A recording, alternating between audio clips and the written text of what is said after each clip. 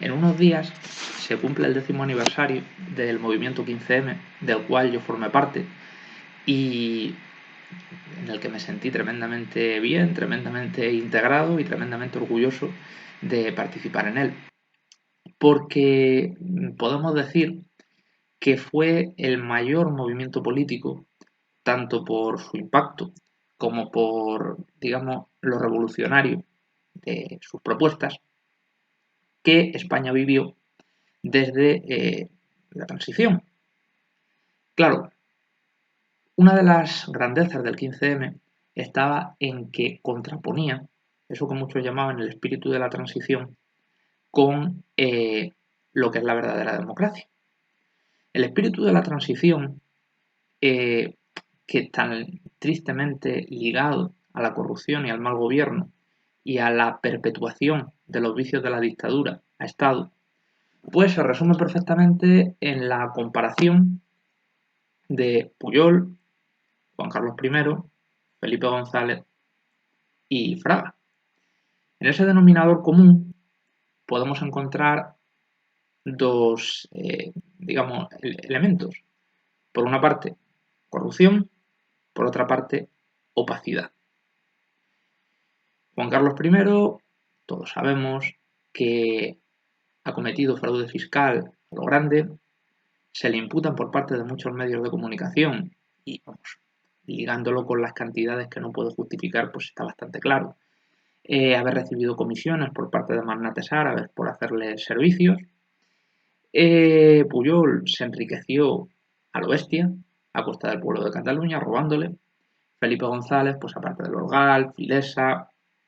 también tuvo otros muchos casos de corrupción en su gobierno y en otros gobiernos autonómicos controlados por el PSOE. El PP, desde el caso Naseiro al caso Bárcenas, pues todos sabemos la cantidad de tropelías que ha cometido y la cantidad de dinero público que ha robado. Y además no se arrepienta, porque Aznar, el otro día cuando declaró en el caso Bárcenas, dijo que Jaume Matas había sido un maravilloso presidente de Baleares, cuando está en la cárcel por corrupción. Entonces eso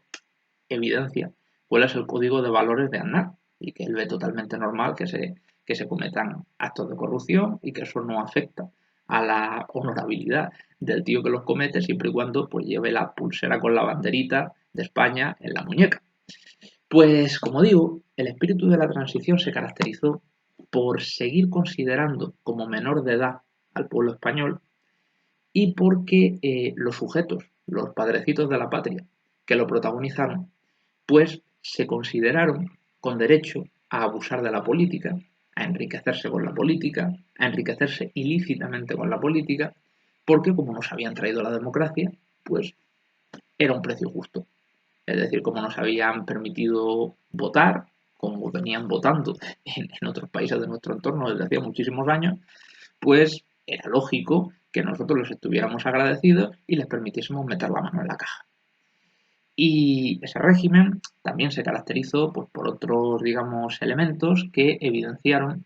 que no quería romper realmente con la dictadura. Por ejemplo, se puso como heredero, como jefe de Estado, al heredero de Franco, al heredero que Franco puso.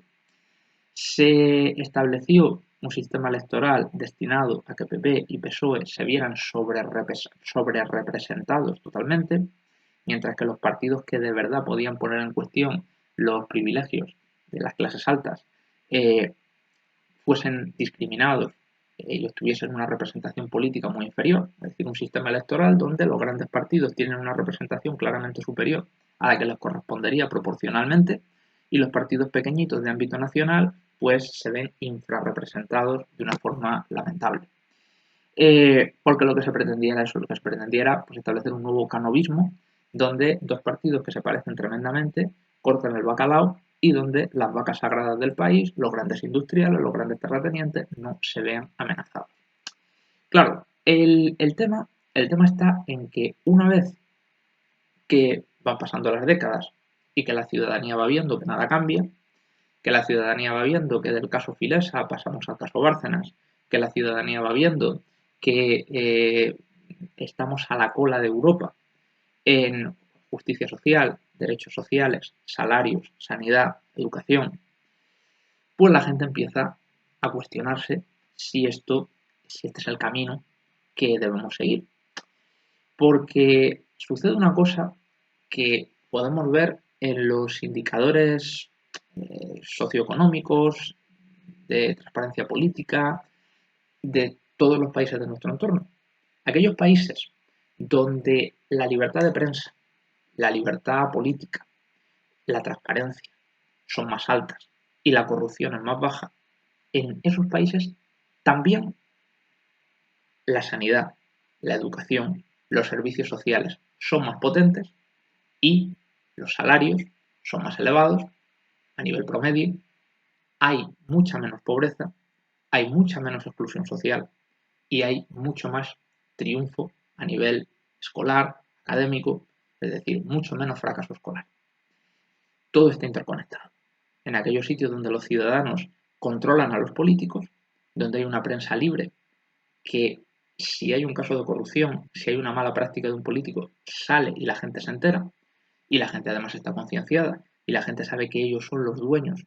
de la comunidad política, que son los dueños de las instituciones, porque son quienes las sostienen con sus impuestos, y que tienen derecho a exigir responsabilidades a los políticos, en aquellos sitios donde los políticos están controlados por los ciudadanos y por la prensa libre, hay mucha menos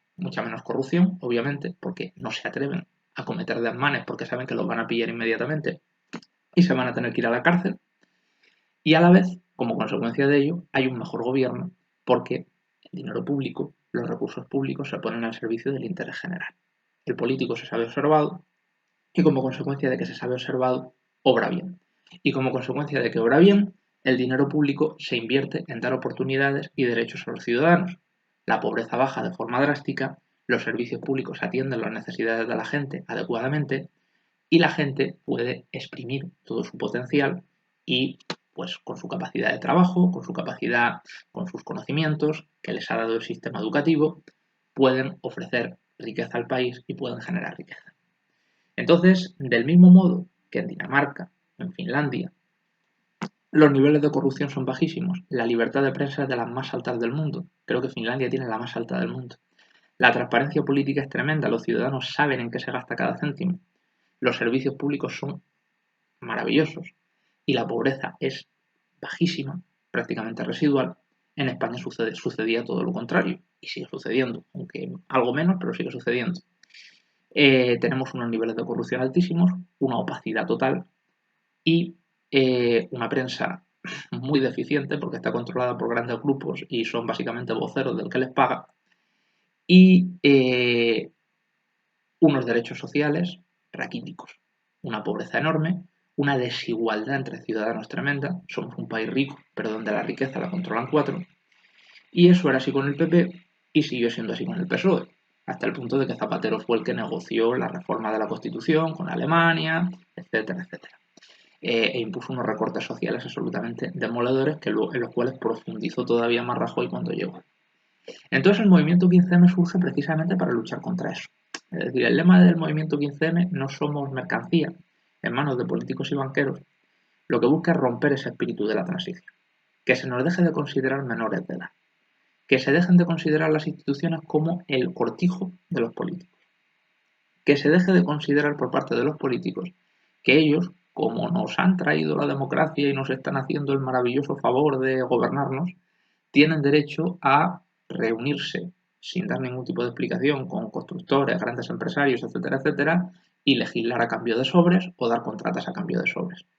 Y que los ciudadanos somos los protagonistas de la política. Nosotros la sostenemos con nuestros impuestos y tenemos derecho a saber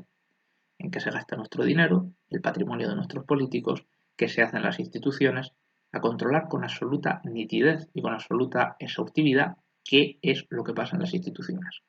Y tenemos derecho a que esas instituciones hagan lo que nosotros consideramos que deben hacer, porque la soberanía no es patrimonio de los representantes políticos, es nuestra. Delegamos en esos representantes, pero en cualquier momento, si entendemos que no lo están haciendo bien, tenemos derecho a revocarlos o tenemos derecho a pedir que se convoquen referéndum, como pasa en otros países europeos, como Suiza, para que se decida sobre las cuestiones que nosotros entendemos que son importantes y que los políticos no están tomando decisiones acordes con lo que nosotros consideramos que debe hacerse. Entonces el 15M, digamos que tenía tres piedras angulares. En primer lugar, digamos que los 3 pilares del 15M se basaban en lucha por la transparencia y por el buen gobierno y contra la corrupción, defensa de la justicia social y empoderamiento ciudadano, democracia participativa. Que dejemos de ser autómatas que votan una vez cada 4 años, que seamos protagonistas de la política. Entonces el movimiento 15M albergaba en su interior a personas que tenían concepciones políticas muy distintas, anarquistas, comunistas, gente como yo, que cree en el modelo de Estado occidental. Yo siempre se lo decía, cuando discutía con gente, porque había de todo, había gente que era anarquista, que no quería Estado, había gente que consideraba que Cuba funcionaba bien y que era a donde había que ir,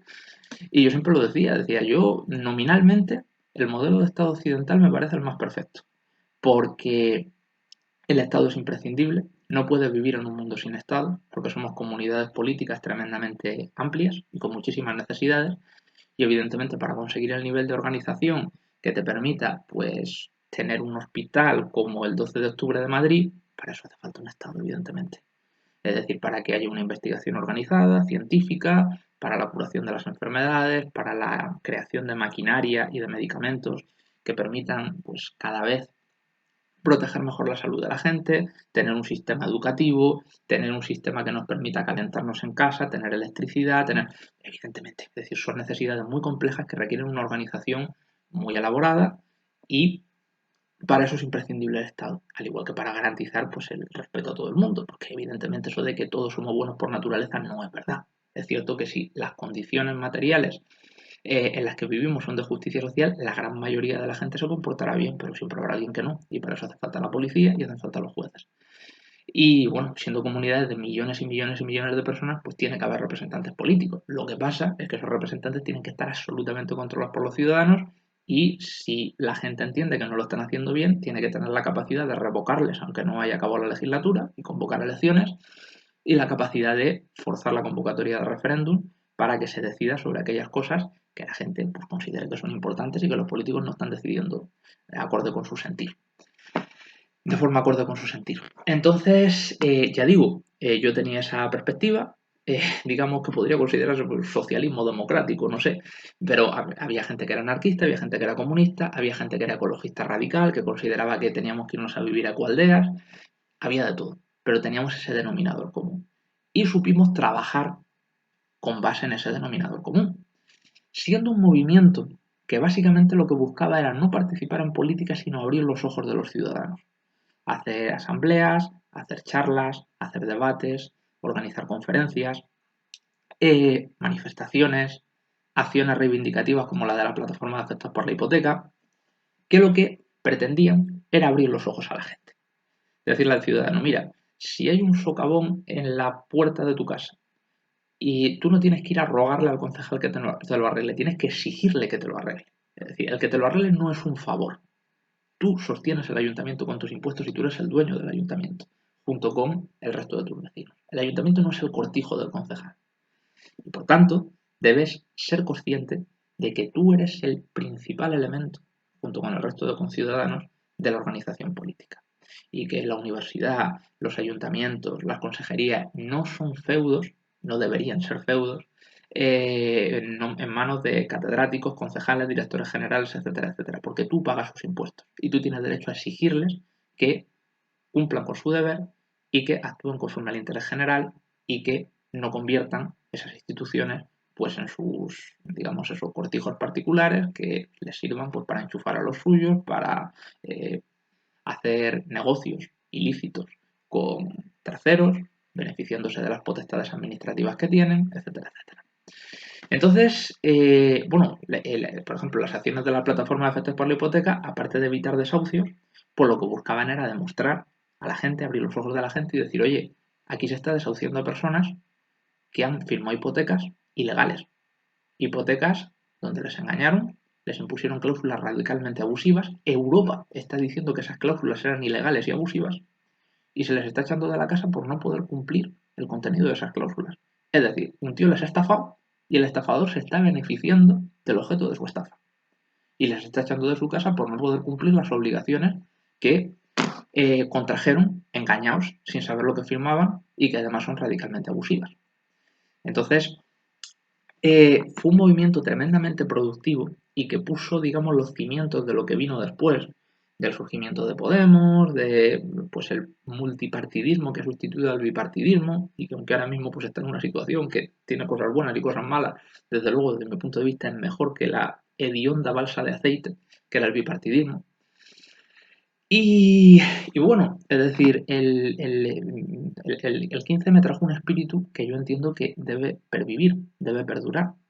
en la medida en la que seguimos estando muy necesitados de eso. Es decir, seguimos estando muy necesitados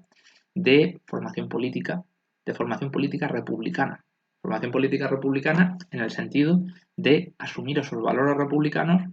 que, bueno, como decía un filósofo, aunque, bueno, yo personalmente soy republicano en el sentido de que no quiero rey, pero como decía un filósofo, los valores republicanos que vienen de la res pública griega, pueden llevarse a cabo tanto en una monarquía como en una república. Es decir, básicamente son, pues eso, protagonismo ciudadano, transparencia, buen gobierno. Es decir, que los ciudadanos sean los protagonistas de la política y que los políticos tengan que dar explicaciones y tengan que poner ante la opinión pública cada uno de sus actos y que la gente pueda fiscalizarlos en todo momento y que la gente pueda participar en política más allá de votar una vez cada 4 años.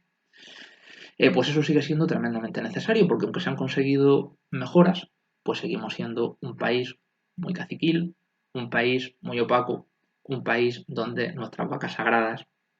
los grandes empresarios, los banqueros, los terratenientes, pues siguen teniendo muchísimos privilegios. Prueba de ello es que somos el país más desigual de la Europa de los 15, donde peor repartida está la riqueza, y uno de los países con más pobreza, bueno, de la Europa de los 15,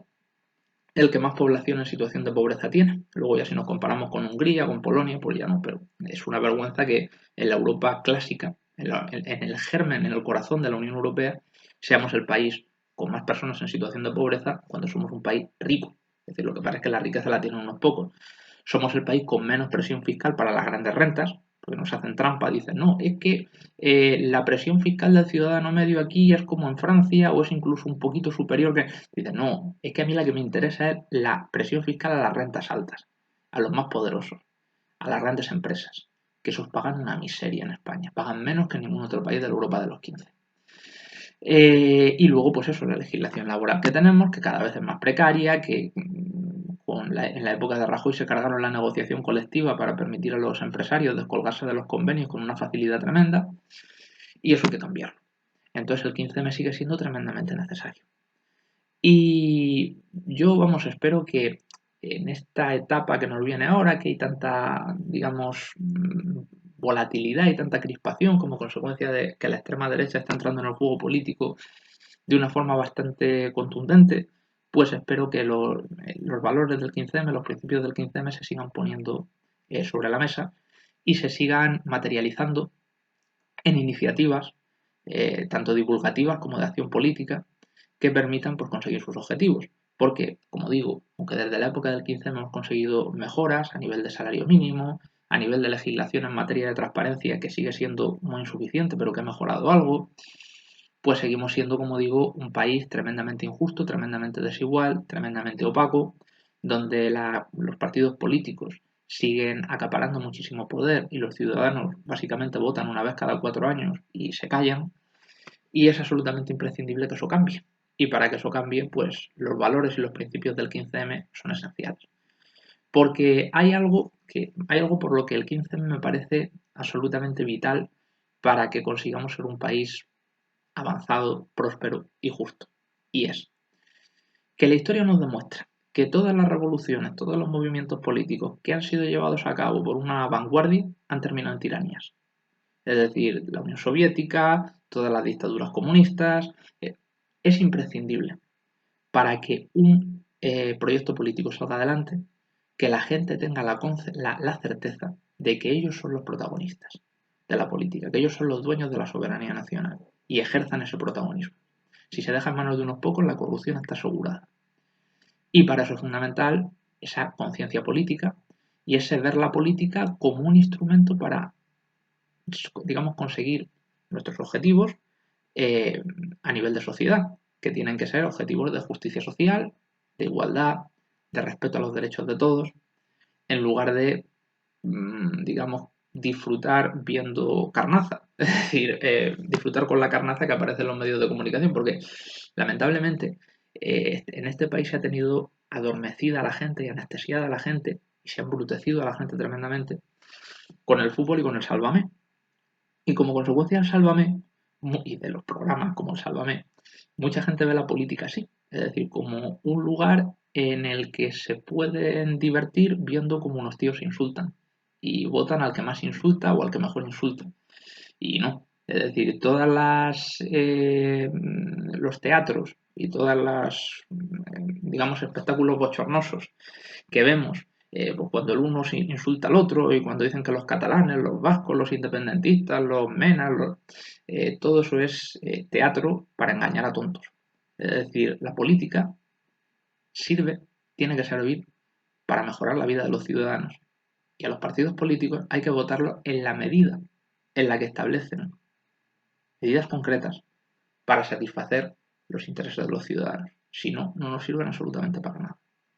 Y eso es lo que se pretendía con el 15M, es decir, que la gente tuviese una conciencia política. Y se practicaba allí, es decir, era un movimiento totalmente horizontal. Las cosas se decidían en asambleas y la gente colaboraba con la satisfacción de decir, bueno, estoy participando en esto, se ha tomado esta decisión, voy a colaborar con ella, pero es que yo he votado. Y como he votado y he decidido en un proceso en el que todos teníamos la misma capacidad de decisión, pues esto es mío. Es decir, esta decisión, esta medida es mía porque yo he sido parte del órgano de deliberación que la ha acordado. Y eso hacía que la gente, pues en fin, estuviese bastante implicada con el tema. En fin, lo dicho. Creo que fue un movimiento muy positivo y creo que sigue haciendo muchísima falta para conseguir esa ciudadanía crítica, concienciada, consciente, que es imprescindible para que cualquier país funcione y que va a hacer más falta que nunca en los próximos años. Bueno, gracias por escucharme.